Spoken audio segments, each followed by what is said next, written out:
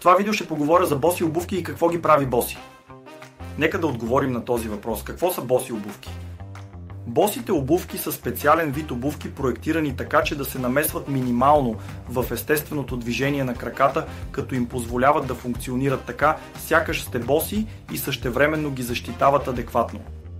Всички боси обувки трябва да позволяват на пръстите ви да се разгъват свободно. Ето защо предната част на едни боси обувки трябва да съответства на естествената форма на стъпалото. Не трябва да има разлика в височината между предната и задната част на обувката. Ако има, значи не е боса обувка. Подметката трябва да е напълно равно.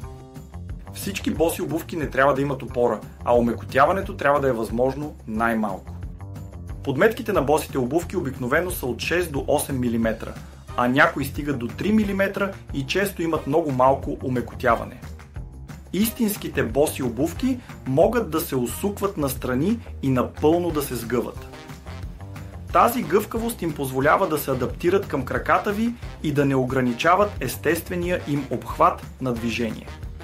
Това са основните характеристики на босите обувки.